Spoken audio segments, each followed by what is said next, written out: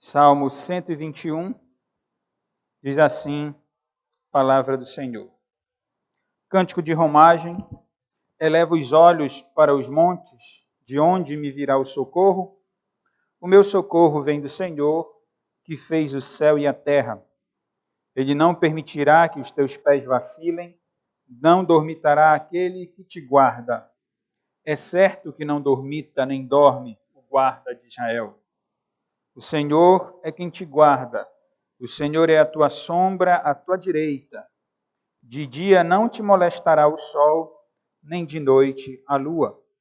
O Senhor te guardará de todo mal, guardará a tua alma.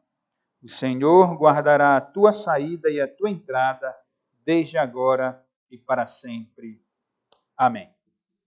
Irmãos, este salmo, a semelhança do Salmo 120 e a semelhança dos demais salmos, também era cantado enquanto o povo de Deus, os israelitas, que estavam fora de Jerusalém, caminhavam rumo à cidade de Jerusalém, a cidade de Deus, no Antigo Testamento, onde Deus habitava de modo especial dentre o seu povo. Homens, mulheres e crianças, enquanto caminhavam, iam cantando, iam louvando a Deus e a nós que somos peregrinos neste mundo, não mais querendo chegar a uma cidade deste mundo caído, mas a cidade celestial, a Nova Jerusalém, o tabernáculo de Deus com os homens, a Canaã celestial, ou novos céus e nova terra onde habita justiça, a nós também cabe bem cantar ou meditar, já que não temos a prática de cantar, pelo menos não todos os salmos, mas devemos e podemos cantar ou meditar nestes salmos enquanto nós não chegamos ao nosso destino. E enquanto não chegamos a Nova Jerusalém, a Canaã celestial, nós aguardamos a volta do Senhor. Durante essa nossa peregrinação, nós nos deparamos com montes também, como ocorre ou como ocorria com aqueles peregrinos, com o salmista, que é um peregrino e que escreve o Salmo 121. Este salmo é uma celebração a Deus, é um cântico de louvor a Deus, pelo fato de Deus cuidar do seu povo, de Deus guardar o seu povo, de Deus cuidar da sua igreja, de Deus guardar aqueles a quem Ele ama, aqueles com quem Ele havia feito uma aliança, um pacto, um acordo de salvação eterna, de ser o Deus do seu povo e o seu povo ser, então, servo desse Deus gracioso, amoroso e poderoso. Irmãos, aqui este Salmo 121, de forma muito simples, nós temos no primeiro verso uma pergunta do salmista. E depois os demais versos trazem a resposta. A resposta, no versículo 1, temos a pergunta, e a resposta ela é dada pelo salmista com duas verdades.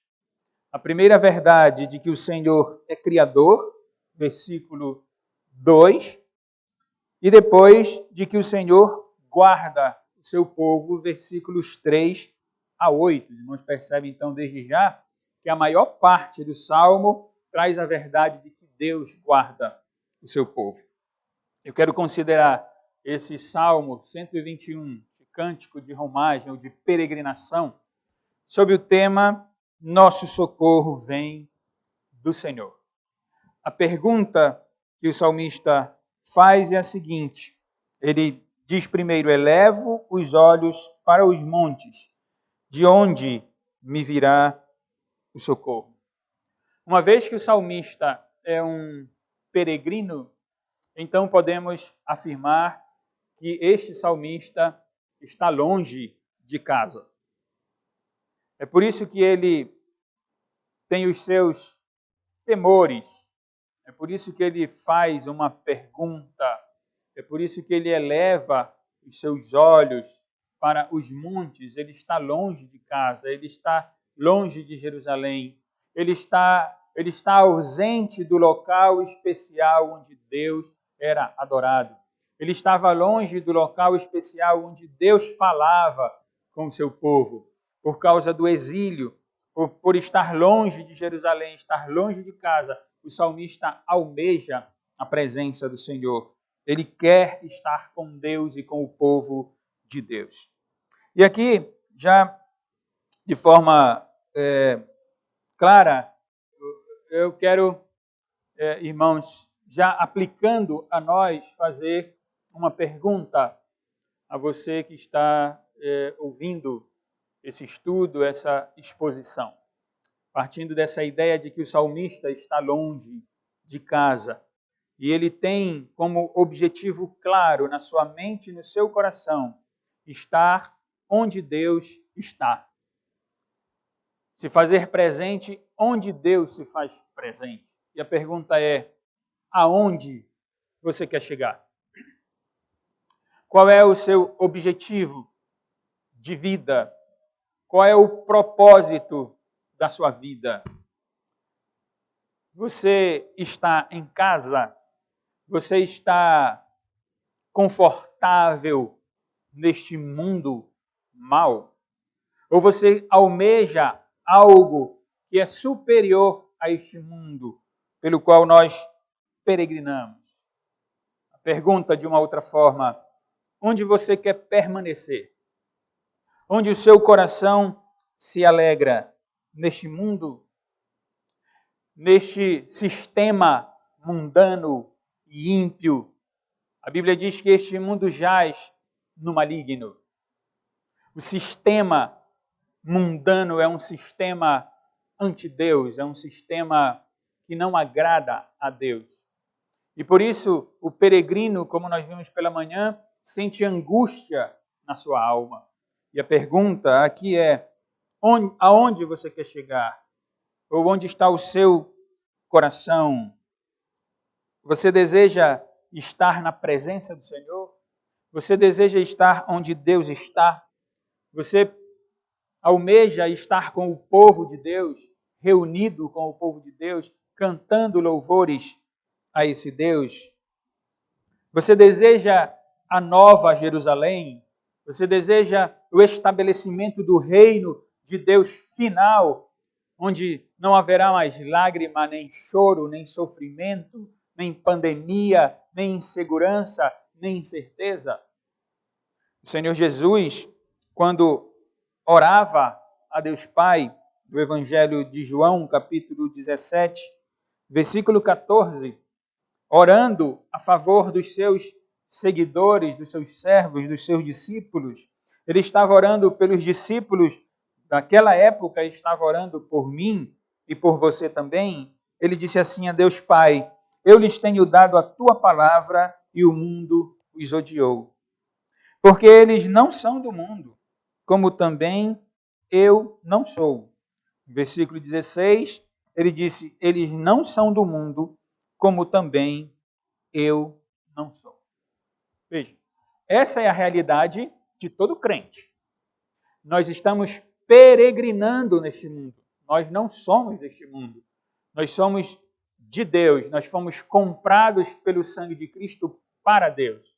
Nós fomos chamados por Deus para Ele, para servi-lo neste mundo aqui, para promovermos o reino de Deus neste mundo, para propagarmos a verdade de Deus neste mundo. Porém, nós não somos deste mundo como Cristo não é deste mundo.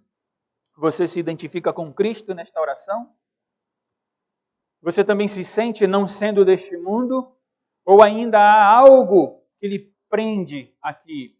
Você ainda sente algum conforto nesse sistema mundano, nesse sistema anti-Deus, nesses valores que estão presentes no mundo, valores que estão claramente contrários à verdade de Deus revelada na sua palavra? Você pode falar como o salmista, no Salmo 73, no verso 25 a 28, nós lemos assim, Quem mais tenho eu no céu? Não há outro em quem eu me compraza na terra. Ainda que a minha carne e meu coração desfaleçam, Deus é a fortaleza do meu coração e a minha herança para sempre. Os que se afastam de ti, eis que perecem. Tu destróis todos os que são infiéis para contigo. Quanto a mim, diz o salmista, bom é estar junto a Deus. No Senhor Deus ponho o meu refúgio para proclamar todos os seus feitos. Você pode falar como o salmista. Você pode dizer, olha, Senhor, eu não tenho nada além de ti aqui nesta terra. Nada me satisfaz aqui. Nada me traz alegria e paz. Nada satisfaz o anseio do meu coração e da minha vida. Essa é uma realidade de todo peregrino. Voltando ao Salmo 121, o salmista alça os seus olhos, ele levanta os seus olhos para os montes, ele está peregrinando, ele está passando pelos montes. Jerusalém estava construído sobre montes. Jerusalém estava cercado por montes. E enquanto o peregrino que não estava em casa, que queria chegar a casa, a Jerusalém, ele caminhava junto com a sua esposa, com os seus filhos, com a sua família, a família da aliança, caminhando neste mundo, ele olha, ele levanta os olhos e ele vê os montes diante de si. Montes que para os cananeus era a habitação dos deuses. Para os cananeus, então, os montes eram divindades ou a casa das divindades. Com essa compreensão cega, pagã, possivelmente os cananeus buscavam refúgio nos montes, porque eles acreditavam que as supostas divindades estavam ali. O salmista olha para os montes. O salmista deve ter o conhecimento de que os cananeus acreditavam que as divindades habitavam naqueles montes. Mas ele eleva os olhos aos montes e então faz a pergunta. O olhar dele para o monte é natural. Nós não sabemos exatamente como eram os montes, mas ele estava num contexto, ele estava num momento de alguém exilado que não fazia parte de Jerusalém.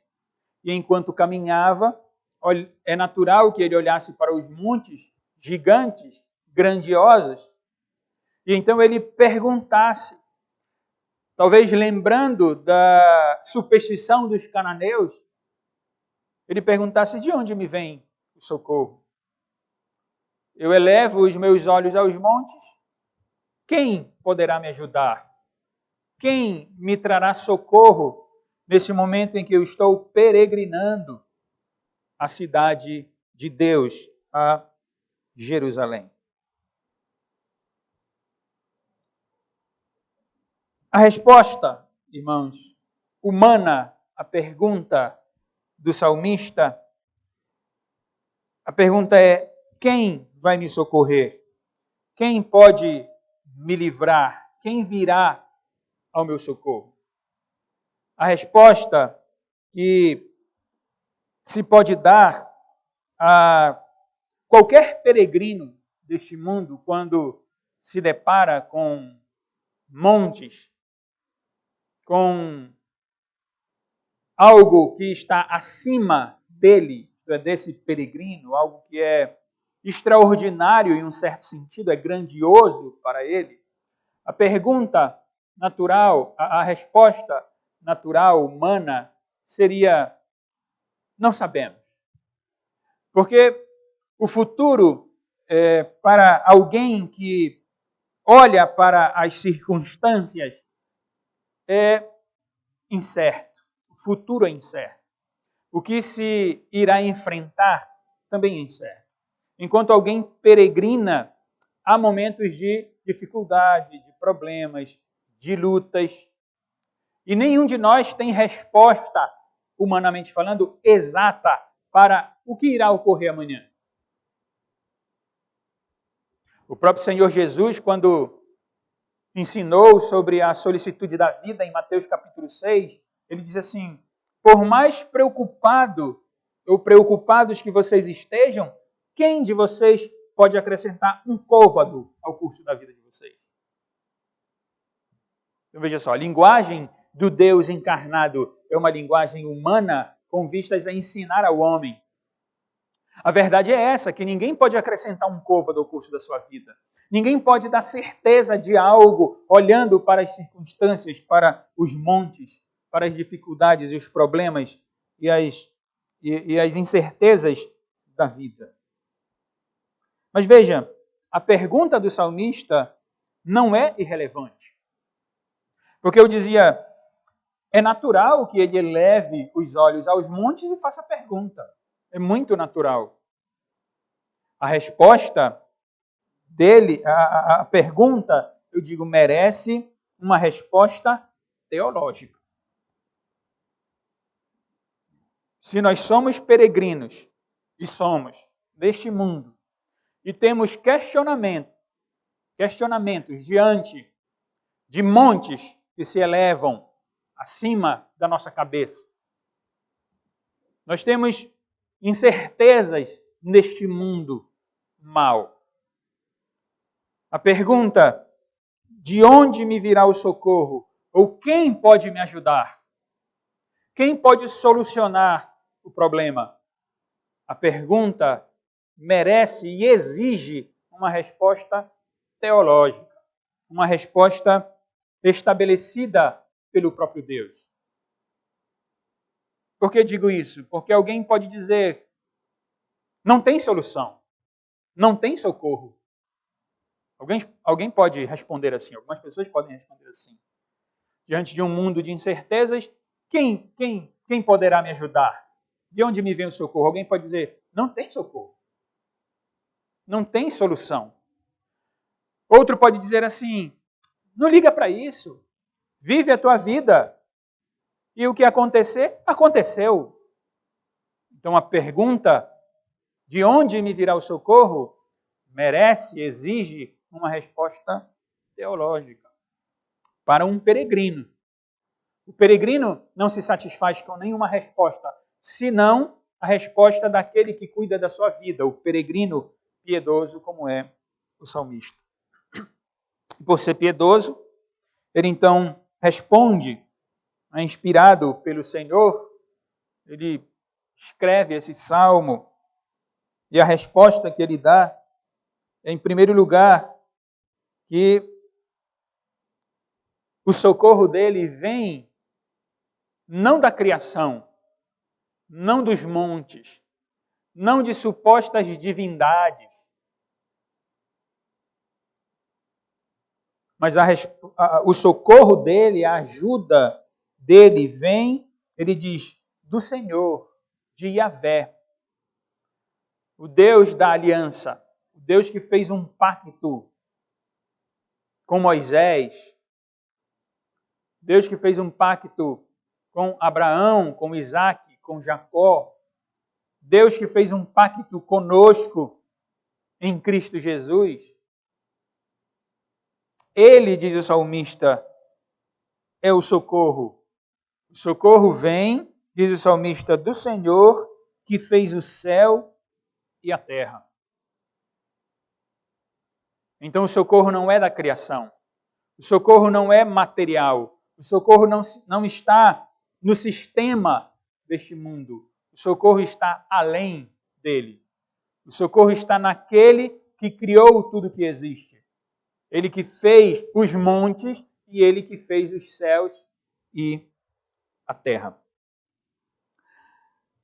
O sentido de fazer aqui, contido no verbo hebraico, traduzido por fazer, além da ideia de fabricar, tem a ideia de trabalhar, traz a ideia de agir.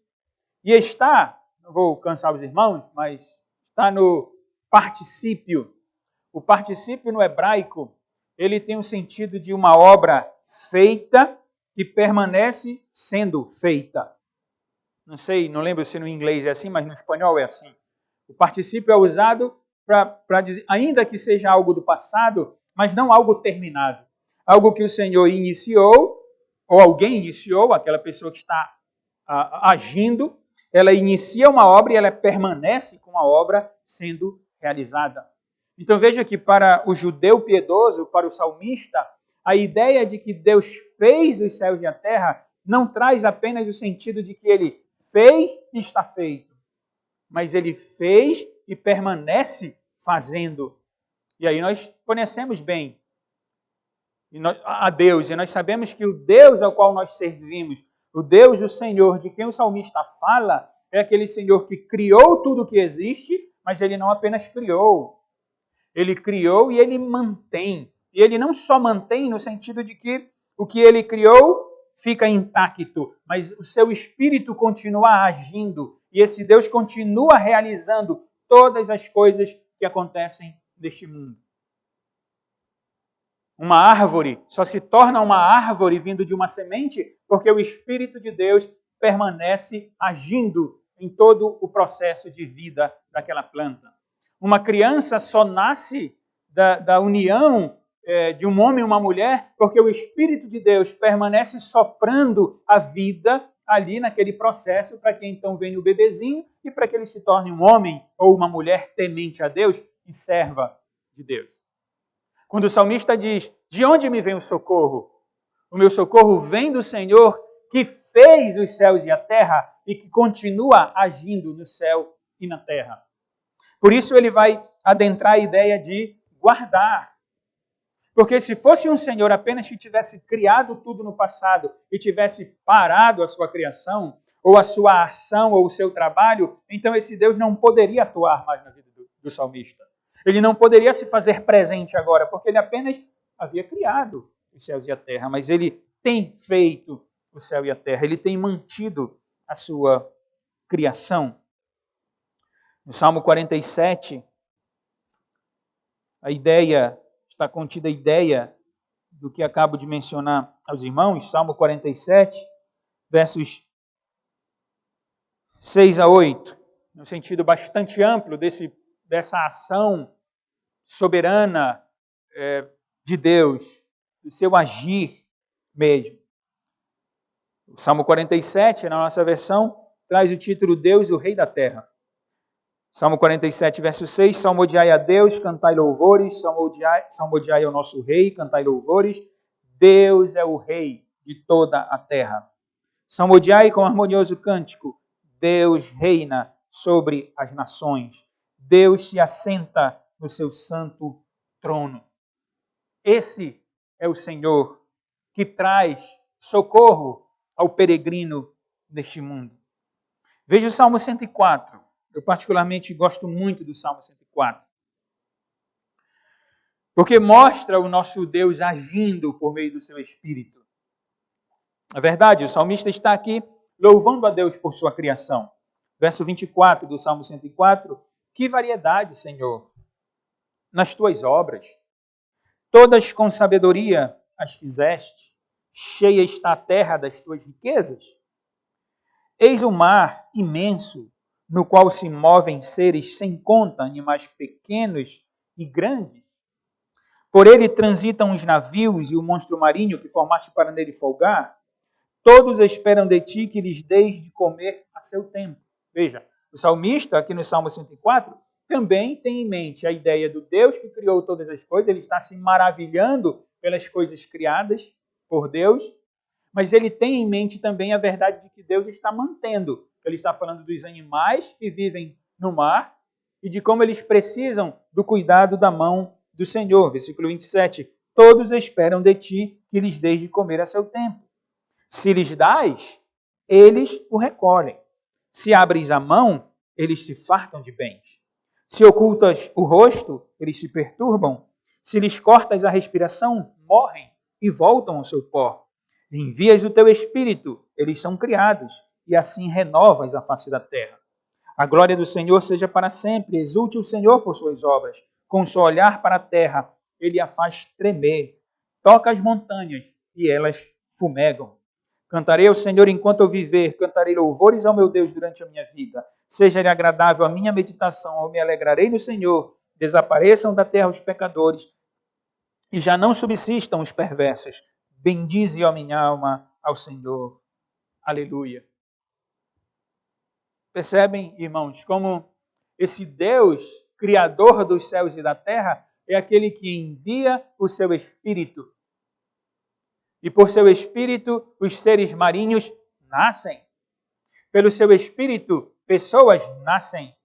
Pelo seu poder, pessoas deixam este mundo. Pelo seu poder, animais morrem. Então Deus está ativo, Deus está agindo, Deus está realizando. Nada está acontecendo fora do controle de Deus. E nada está acontecendo apenas debaixo do controle de Deus. Como se ele só pudesse controlar. Não, ele está decretando o que vem à existência. Ele está ordenando que vida aconteça e que morte haja também neste mundo. Provérbios capítulo 16. O coração do homem pode fazer planos, mas a resposta certa dos lábios vem do Senhor. Todos os caminhos do homem são puros aos seus olhos, mas o Senhor pesa o espírito. Confia no Senhor as tuas obras e os teus desígnios serão estabelecidos. O Senhor fez todas as coisas para determinados fins e até o perverso para o dia da calamidade. Que grandiosidade, irmãos, desse Deus.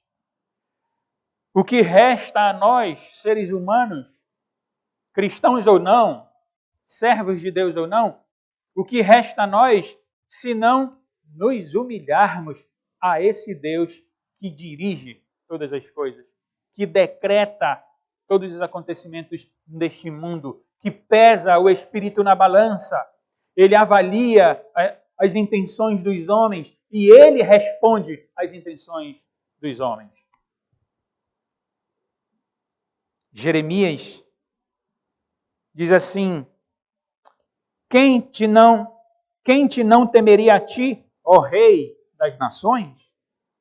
Pois isto é a ti devido. Porquanto entre todos os sábios das nações e em todo o seu reino, ninguém há semelhante a ti. Essa é a compreensão daqueles que peregrinam neste mundo. Daqueles que, ainda que olhando para os montes, não se permitem perturbar pelo tamanho dos montes. De onde me virá o socorro? O socorro vem do Senhor, que tem feito a terra, que tem governado na terra, que tem dirigido todas as coisas, os animais e os homens, os seus passos, os seus planos, os seus projetos. Esse é o Deus que vem para a ajuda e o cuidado do peregrino. O Senhor, diz o salmista, voltando ao Salmo 121, este Senhor, que tem criado os céus e a terra, tem dado vida a tudo que existe, ele é o que guarda Israel. Essa é a segunda verdade na sua resposta. Primeiro, versículo 2, o meu socorro vem do Senhor que fez o céu e a terra. E do verso 3 a 8, ele responde: esse Senhor é quem guarda o seu povo, é quem guarda Israel. Guardar significa olhar, observar, prestar atenção, vigiar, proteger, salvar, preservar. É Ele quem faz tudo isso com o seu povo, com Israel. E aí o salmista explica um pouco mais, ele nos faz perceber a abrangência desse cuidado do Senhor. Do verso 3 e 4, ele diz: o Senhor guarda o seu povo. É certo, verso 3 e 4, verso 3, ele não permitirá que os teus pés vacilem, não dormitará aquele que te guarda, é certo que não dormita, nem dorme o guarda de Israel. O salmista tem em mente quem? O povo de Deus, Israel, a igreja do Antigo Testamento. Nós somos o Israel no Novo Testamento. Nós somos os verdadeiros filhos de Abraão na fé. Nós seguimos os passos de Abraão. Irmãos, lembram do chamado de Abraão? O Senhor disse: a Abraão: Abraão, sai do meio da tua parentela. Deixa a tua parentela e vai para a terra que eu te mostrarei. Abraão então passou a ser um peregrino em terra estranha. Foi isso que Deus disse a cada um de nós, a sua igreja, quando nos salvou em Cristo. Abandone o seu lar, abandone este sistema, abandone este mundo e vá para a terra que eu vou lhe mostrar. Nós temos toda a revelação bíblica e nós sabemos que para Abraão, num primeiro momento, no plano de revelação de Deus, era Jerusalém, a cidade do salmista aqui. À luz da revelação bíblica inteira, nós sabemos que aquela Jerusalém era apenas sombra, figura, tipo da Jerusalém celestial, para onde Abraão, Isaac e Jacó, todos os crentes do Antigo Testamento e nós, crentes do Novo Testamento, estamos peregrinando. Então Deus tem um povo só, os verdadeiros descendentes de Abraão, os que creem no Deus de Abraão e que se revela na pessoa de Jesus Cristo. Deus guarda este povo. Não permitirá que os teus pés vacilem. Aqui, tu aqui é o povo de Israel, é a igreja do Senhor. Ele não permitirá que os teus pés vacilem, não dormitará aquele que te guarda. O que o salmista está dizendo é que o Senhor não permitirá que os nossos pés vacilem, que os nossos pés venham a tropeçar. Por quê? Porque Ele é o que guarda Israel. O verbo guardar aqui aparece 6 vezes nesses versículos que temos, 3 a 8.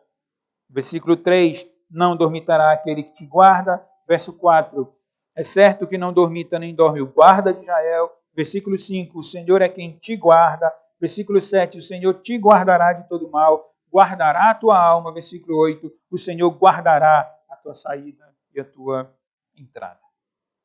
Ele, esse Deus que guarda o seu povo, diz o salmista no versículo 3, ele não dormitará, ele não dorme, ele não cochila. Quem é esse Deus? Esse Deus é o único Deus verdadeiro, também chamado de bom pastor. O bom pastor que é Jesus Cristo, aquele que está com o seu povo e que guarda o seu povo e que vela pelo seu povo e que intercede pelo seu povo. Para usar uma linguagem veterotestamentária, aquele que guarda os pintinhos debaixo das suas asas, protegendo, velando por eles. O socorro de um peregrino não pode vir de ninguém, senão do Deus que não dorme. Só para lembrar de um episódio onde isso fica muito claro, em Mateus, estou falando do Deus que guarda o seu povo, que é o bom pastor Jesus Cristo. Mateus capítulo 26.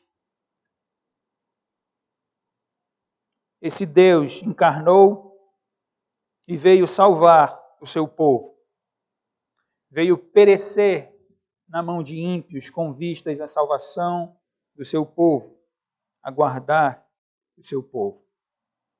Mateus capítulo 26, verso 36. Mateus relata, em seguida, foi Jesus com eles a um lugar chamado Getsêmani e disse a seus discípulos, assentai-vos aqui enquanto eu vou ali orar. E levando consigo a Pedro e aos 2 filhos de Zebedeu, Tiago e João, começou a entristecer-se e angustiar-se. Ele estava sentindo o peso do pecado sobre ele.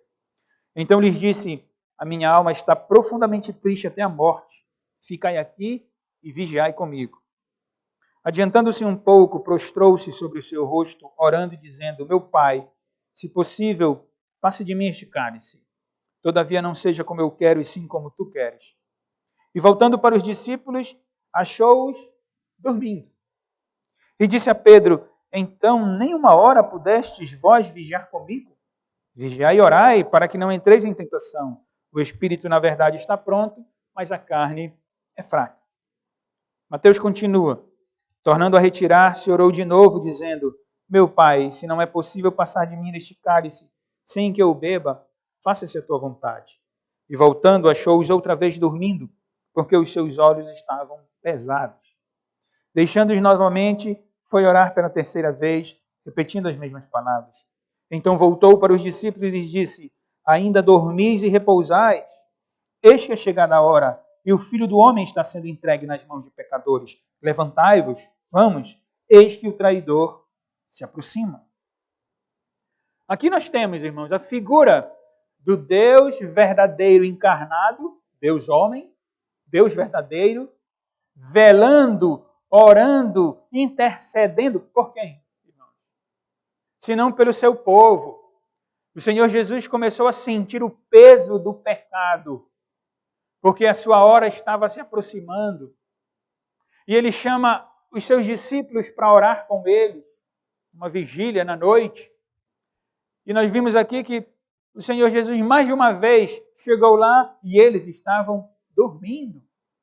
Os seus olhos estavam pesados, mas o de Cristo não. Por que não? Porque ele estava ali para salvar o seu povo. Ele estava ali para receber de Deus o juízo por causa do pecado deste povo. Esse é o Deus que guarda Israel. Esse é o Deus que está olhando e observando o seu povo. Ele não dorme, ele não cochila. Enquanto nós dormimos, ele trabalha. Enquanto nós repousamos, ele não repousa porque ele não se cansa. Enquanto nós deixamos de ver algo, enquanto nós não temos notícia de tudo, o Senhor vê tudo e ele sabe de tudo e ele realiza a sua ação poderosa deste mundo. Esse é o Deus que guarda o seu povo. No Salmo 3, alguns versos para mostrar aos irmãos essa verdade de que enquanto dormimos, o Senhor trabalha em prol do seu povo. No Salmo 3, versículo 5, deito-me e pego no sono. Acordo, porque o Senhor me sustenta. Veja, qual é a antítese aqui? Eu durmo, mas Deus não. Enquanto eu durmo, Ele está sustentando a minha vida. Salmo 4, verso 8. Em paz me deito e logo pego no sono, porque, Senhor, só Tu me fazes repousar seguro. Salmo 127. Se o Senhor não edificar a casa, em vão trabalham os que a edificam. Se o Senhor não guardar a cidade, em vão vigia a sentinela. Inútil vos será levantar de madrugada, repousar tarde, comer o pão que penosamente granjeastes. Aos seus amados, ele o dá enquanto dormem.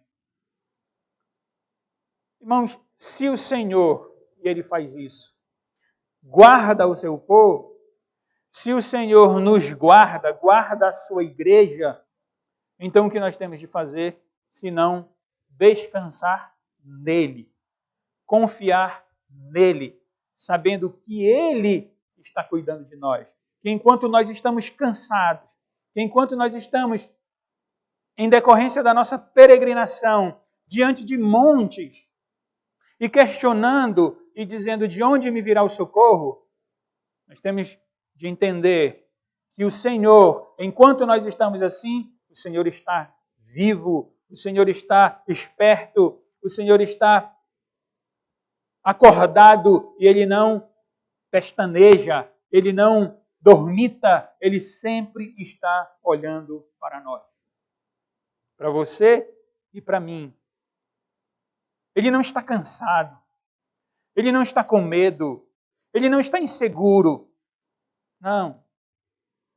Ele nunca se cansa. Isaías, capítulo 40,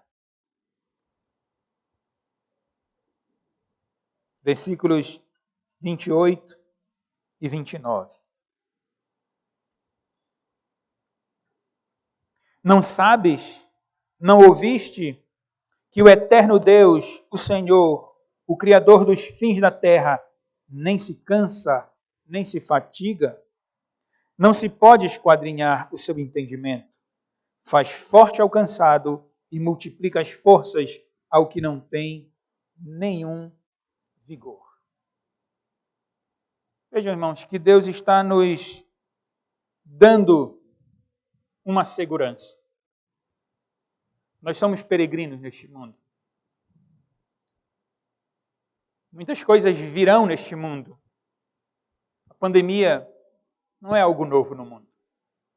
Não é a primeira vez que o mundo todo se abala por alguma peste, por alguma praga. O que o Senhor está nos dando, por meio do Salmo 121, é a segurança de que Ele está conosco. Ele guarda o seu povo. Mas não apenas o seu povo, de modo geral. Isso nós vemos aqui no verso 3 e 4. Israel, a nação, o povo de Deus. Nós, igreja, Israel, no Novo Testamento. Mas o Senhor guarda também cada pessoa do seu povo. Deus guarda individualmente cada um dos seus servos. Versos 5 a 7. O Senhor é quem te guarda. O Senhor é a tua sombra à tua direita. De dia não te molestará o sol, nem de noite a lua. O Senhor te guardará de todo mal, guardará a tua alma. O Senhor guarda a sua igreja, o seu povo, mas o Senhor também é a companhia de cada servo seu. Veja só, irmãos. Então, isso significa que Deus está comigo na minha individualidade. Que Deus está com você na sua individualidade. Por isso a ideia de a tua sombra. A sombra é algo importante nessa peregrinação aqui. Porque a região ela é desértica. Então a sombra ela é algo importante aqui. Deus está dizendo, eu estou contigo. E é importante saber disso. Ele é a companhia de cada um de nós. Ele está com você por todos os lados.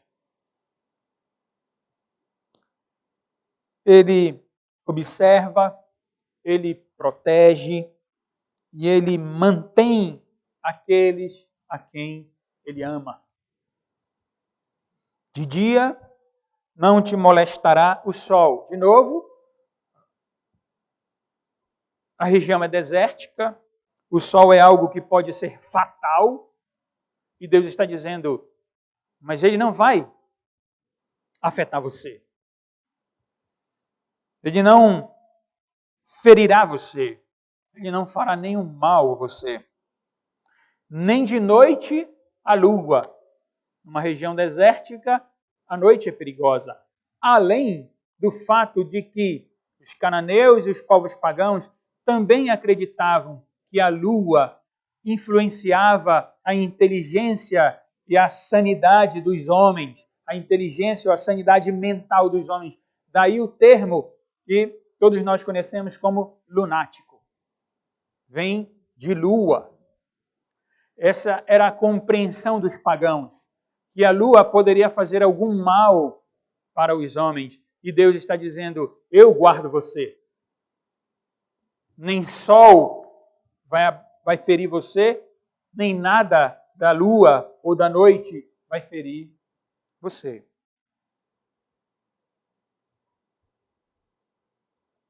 Deus está dizendo, não acontecerá nenhum mal a você, nem de dia e nem de noite.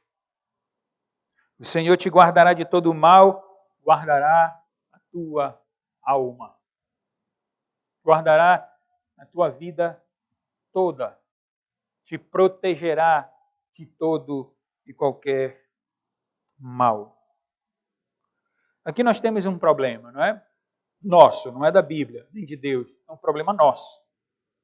Porque aí que nós temos que admitir diante de Deus que nós não entendemos muito isso. Porque nós temos um conceito de bem e mal dentro do nosso conceito, dentro da nossa cosmovisão, dentro da nossa leitura do mundo. E por isso nós temos problemas ao entender o que Deus quer dizer. Uma proteção, eu disse aos irmãos, Deus está dando segurança a nós. O justo vive pela fé. Fé em quê? Fé onde? Fé em Deus. Fé no Deus verdadeiro. Por isso nós temos dificuldade por olhar para as circunstâncias, para a nossa cosmovisão humana. Nós temos dificuldade de entender quando Paulo diz assim: todas as coisas cooperam para o bem daqueles que amam a Deus, daqueles que foram chamados segundo o seu propósito, segundo o propósito de Deus. De quem Paulo está falando? Do povo de Deus, de Israel de Deus, dos cristãos.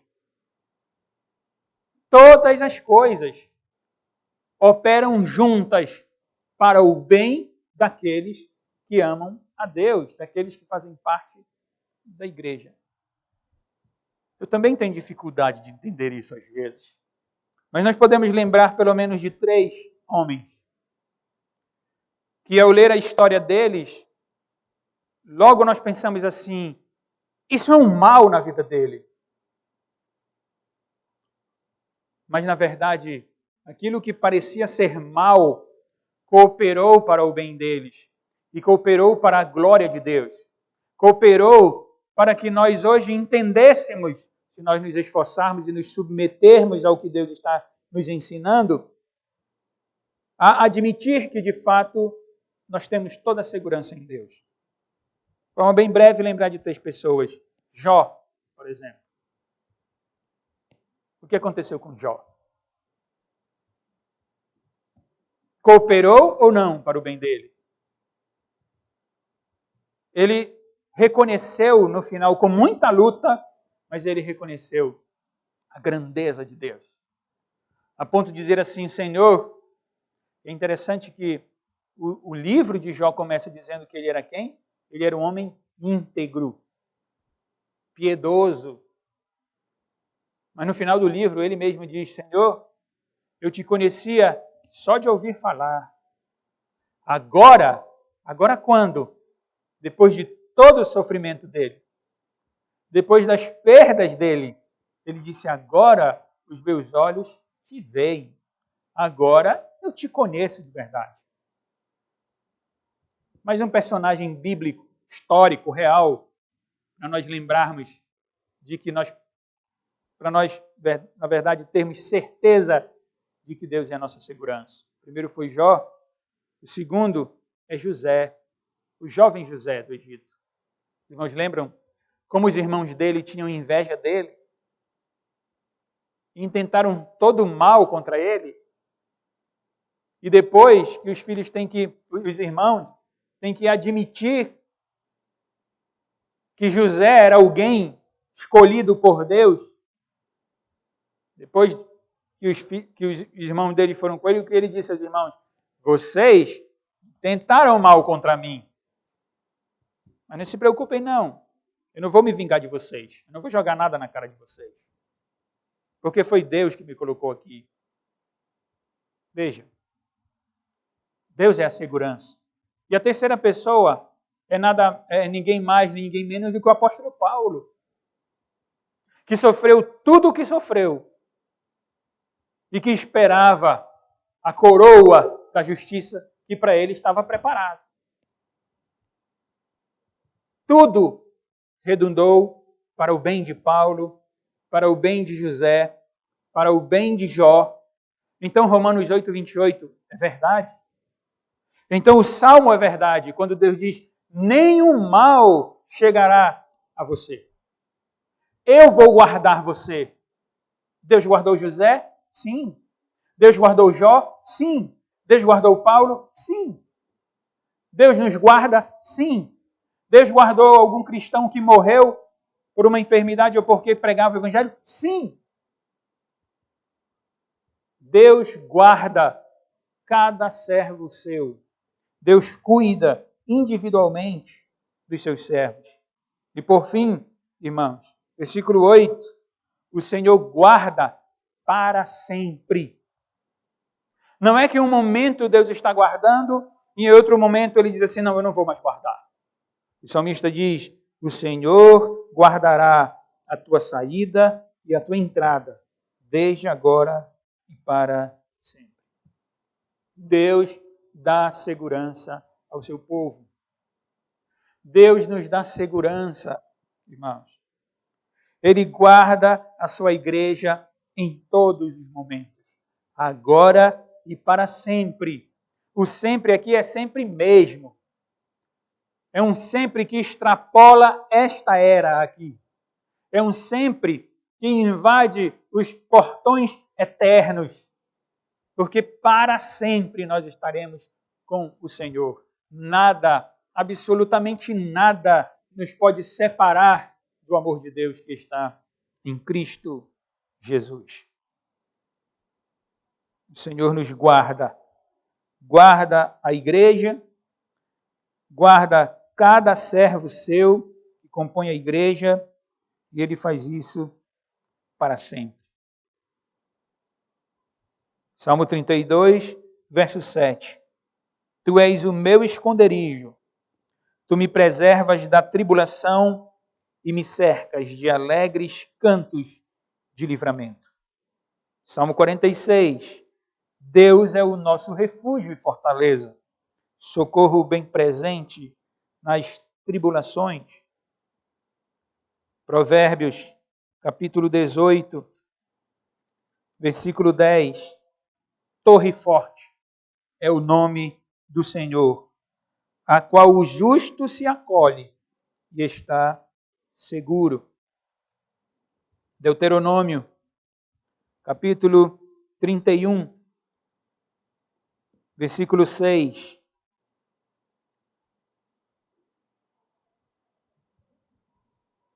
O Senhor, parte B, o Senhor vosso Deus é quem vai convosco, não vos deixará, nem vos desamparará. Em que momentos, irmãos, nós podemos aplicar esses versículos a nós? De que o Senhor sempre está com o seu povo, de que o Senhor é torre forte para aqueles que buscam refúgio nele. Em que momento, irmãos, nós podemos aplicar esses versos? Em todos os momentos. Não é só no momento em que nós estamos bem. Não é só no momento em que nós temos saúde, prosperidade. Não é só no momento em que nós estamos tranquilos. Mas até nos momentos de falta, de necessidade, nos momentos de preocupação, nos momentos de temor. A verdade é que o nosso socorro vem do Senhor.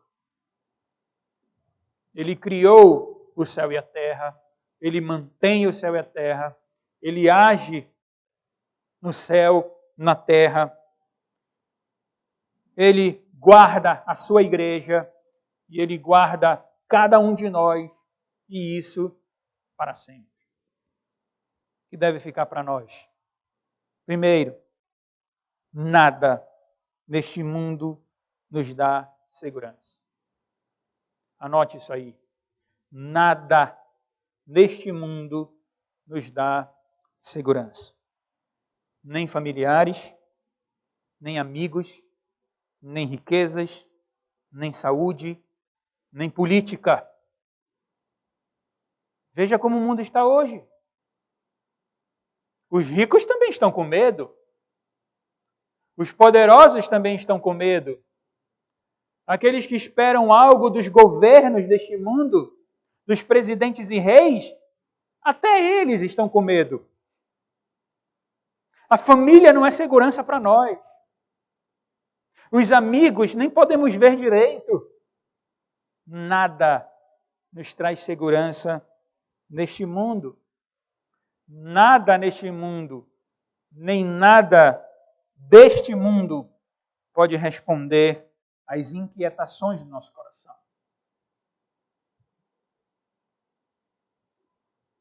Em segundo lugar, que deve ficar para nós, é o oposto, não é, do primeiro. Se nada neste mundo nos dá segurança, que deve ficar para nós é que só o Senhor é a nossa segurança. Só o Senhor pode nos guardar. Deus nos guarda da queda. Deus nos protege por todos os lados e Ele está conosco. Ele não permitirá que os nossos pés vacilem. Ele está conosco, Ele é o nosso socorro, a nossa esperança está unicamente no Senhor. Ele é a nossa única esperança. Ele é o nosso socorro. Então Deus nos diz, vocês podem ter segurança em mim, diz o Senhor. E a nossa segurança está de fato nele. Que o Senhor nos ajude nesses dias de incertezas. Nesses dias onde os montes parecem cada vez mais ser aumentados. Onde nós olhamos para um lado e para outro, de onde nos virá o socorro? E a resposta é o socorro, nosso socorro vem do Senhor. Vamos cantar, vou pedir.